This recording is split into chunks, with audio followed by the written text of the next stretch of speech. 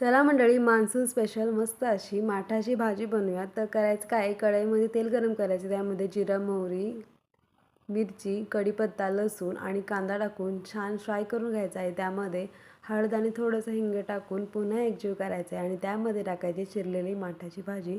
माठाची भाजी छान धुवून चिरून घ्यायची आहे आणि त्यानंतर पूर्ण एकजीव करायची आहे. त्यामध्ये मीठ घालून पुन्हा एकजीव करायचे आहे आणि झाकण ठेवून वाफेवर शिजवायला ठेवायचे आहे. त्यावरती अजिबात पाणी ठेवायचं नाही, बिकॉज पावसाळा आहे, त्यामुळे भाताच्या भाजीमध्ये भरपूर प्रमाणात पाणी असतं आणि ते हळूहळू ती सोडते. त्यामुळे वेगळं पाणी ठेवायची किंवा टाकायची काहीच गरज नसते. फक्त वाफेवर शिजवायची असते मंद आचेवर.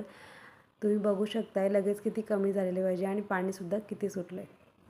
अशाच प्रकारे 15 ते 20 मिनटं छान शिजवून घ्यायची आहे भाजी आणि तयार होते आपली माठाची चवदार अशी मस्त भाजी. तुम्ही आवडली तर नक्की ट्राय करा आणि कमेंट करून मला नक्की सांगा कशी झाली.